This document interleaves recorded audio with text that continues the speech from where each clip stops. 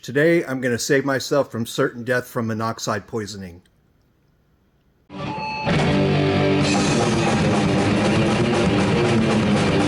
I'm going to be sealing up the trunk in this car. I've got to do it now because I took this out for a quick logging drive a couple of days ago, and the fumes getting sucked into the cab are really bad. And I know from experience that that's from the trunk area not being sealed up. So I'm going to fix that. This is what I'm looking at right now. So let's back up for some context. Let's see. Exhaust system, turbo stuff is all down in here. That's the AccuSump that I've moved out of the way. So for the turbo to clear, there it is. This was the area where the spare tire goes, and it was concave from this perspective down quite a bit, and there wasn't really any room for a turbo here. So you can see right here where I cut it out of the floor. So I need to make a piece that's going to follow along this edge here and close this out, which is easy enough. I mean, it's basically rectangular with a notch here and a notch there, and then a couple of notches for these little areas where the fuel tank cover sits. The fuel tank's actually behind this. But in the back, I've got this shape here. Let me look at it from this side. There's not as much stuff in the way. You can see how this comes out like this and then goes back in again. All right. So I just need to do a profile match on that. So when I cut this piece out, it drops in. What I'm going to do is go for function here. I'm going to cut a piece in, put it down with some seam sealer, and then go back and put in some pop rivets as secondary reinforcement to hold that in. Should work fine. That will seal up the trunk area and keep all these exhaust fumes from getting sucked into the cab, because, man, believe me, my eyes were watering so bad. Okay, so here's my pattern. Made this out of a piece of Coroplast that I had laying around. Coroplast is basically plastic corrugated cardboard, handy stuff. So I've matched the profile to the back of the trunk. I think that'll work just fine. Tiny little 16 or 8 inch gaps aren't going to be a problem because I'm going to be covering this up with seam sealer anyway. So I chamfered these edges up here, here, and here. I thought I was going to have to make a cutout for that guy, but it's far enough over to where this chamfer right here takes care of it. Same thing over here. A little cutout for that guy right there. And then, again, matched up in the back. So I'm happy with the way this turned out. I'm going to go ahead and make it out of the final material, which I'm going to show you now. Okay, this big old thing right here is a 4-foot by 8-foot sheet of a material that I believe is generically called Dibond.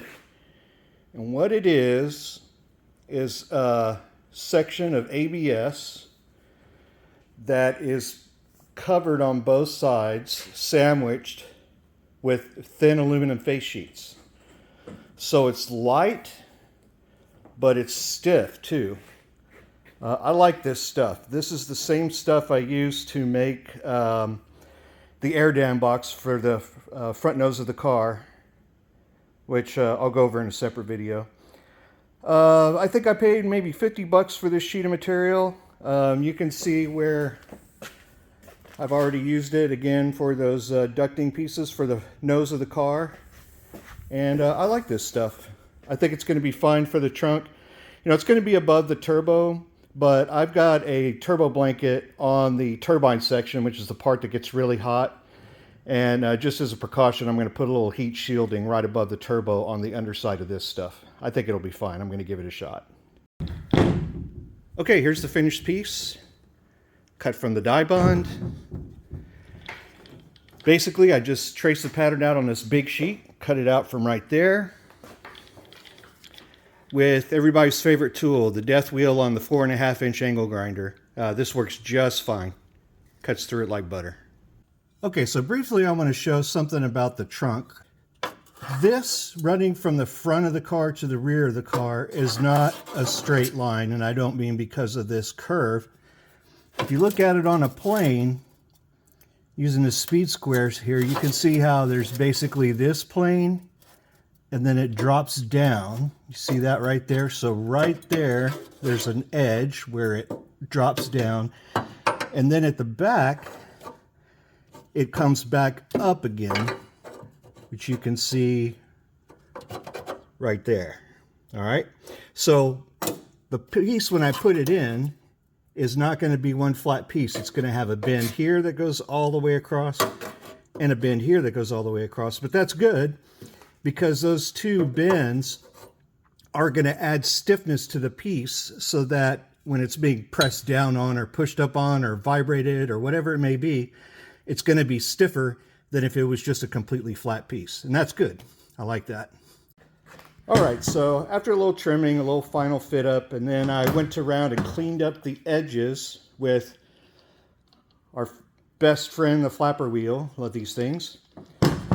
I just chamfered all the way around the edges and then came back and cleaned up the sides right there. So what I did then is I took the piece, laid it down in the trunk of the car, and then from the underside of the trunk,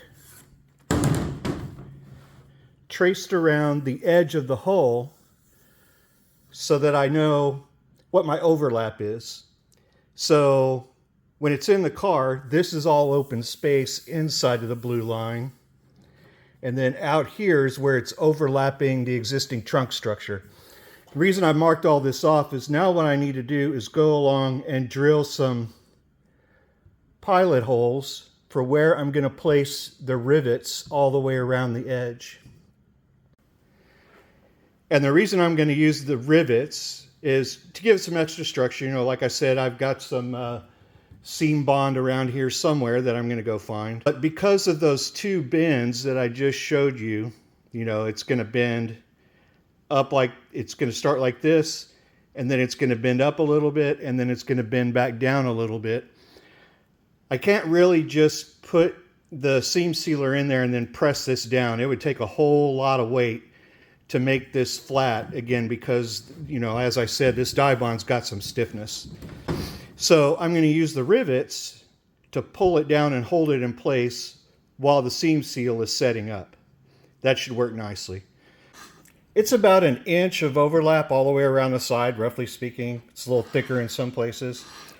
So I just basically took this speed square, and at the so this is 1 inch right there. So at the 1/2 inch mark, this is something nice that you can do with speed squares. I just put the marker right there and then pulled it down, and you can see, well, mess that up because I'm holding the camera, but basically it makes this nice line all the way around. That's where my rivets are going to be. So now all I got to do is just go back and at, you know, every 2 inches or whatever my increment's going to be, mark my holes, drill them for the rivets, and then I can lay this in the car, put the seam sealer on it, and rivet it down. Okay, right there, that's the rivet I'm going to use. This is a 3/16 inch pop rivet, aluminum. So I'll drill 3/16 inch holes here. You want a snug fit. Okay, here we go. So all the rivet holes are drilled. You can see them right there, all the way around. There's 32 of them. And what I'm going to do is index it to keep it from moving around while I'm putting the rivet holes in. So I'm going to start with this one and this one. And that way, instead of like doing these two and then say 2 up there, what could happen is I could unintentionally introduce a buckle into here because those holes end up too close together, and I need some room for it to be able to move to keep those buckles out of it. Kind of like torquing down the bolts on a cylinder head on an engine. Except I'm going to start at this end and work forward, because back here it can't go any farther up against this wall. But up there, since it's not really up against anything, I've got a little room for it to slide forward that I can work with. So one last thing I'm going to do before I rivet this plate down is I'm going to take this piece off right here. If I remember correctly, this had something to do with the battery tie down, maybe the spare tire tie down, but it's not something I'm really using anymore. So I'm going to knock this plate out, and I think what I'm going to try is drilling out these spot rivets that tie it on there, and then prying it off with a chisel. All right, and finished. So I've got the rivets in all the way around. You can see that there. All the way around. All 32 of them. All right, and then it's also got sealer that I put around the edge there underneath.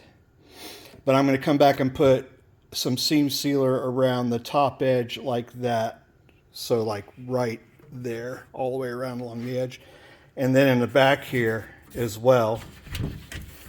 And that'll seal it up and also tie this edge in. So it's nice and firm. And I am pleased with this. I mean, it's solid. I'm not going to have any problems with it. And I'll be able to use it as a mounting surface for the AccuSump, and definitely for that little bit of electronics that I've got to remount there. All right, here we go, and it's finished. I've put the seam sealer in. You can see it. It's the black stuff all the way around the edge, including in the back. And now that I've done that, I mean, this thing is great. I am happy with that. It's not going to be a problem at all. I also sealed up this area over here where I have shortened up this well from the stock configuration to bring the whole tail section up. I'll be doing the same thing over there too later on. I'm pleased with how this came out. I think it's going to work great, and as soon as it stops raining, we're getting a lot of rain in Texas right now, which is good. We really need it in this part of Texas anyway. When all that rain lets up, I'll take it out for a spin and see if this has corrected the problem with exhaust fumes into the cab. I believe it probably will. Here is the stuff I used. It's 3M0836 urethane seam sealer. Comes in a tube. I got this from Amazon, if I remember correctly. And it's the type of tube that you can put in a standard caulking gun. So I can also show you how it turned out underneath. I'm pleased with this too. So this is the edge where I cut off the old floor pan. And you can see that the sealant I used high temperature RTV on the underside. It was available, and it's a little bit of a hedge against the heat that's going on down here. But you can see that it squeezed out and sealed up the underside, which should, get over here, keep water intrusion from becoming a problem, that sort of thing. It beads good all the way around. So, yeah, that worked out nicely too. And I've got good clearance to the turbo. Room above it, I'd say about 3/8 to half an inch. And more than that over the turbine section. It looks tight, but you know, it's basically because I've got this turbine blanket on here. So I think I'll still put a heat shield up here as I was planning on doing. I've got some material to do that with. Okay, finished. So I've got the tank back in for the differential breather. The AccuSump is back in, and so is my little fuse block over there for all the accessories in the back of the car. So if there's anything in particular about this car that you would like to know, drop it in the comments below, and I'll see what I can do. Add it in a video. Thank you for watching.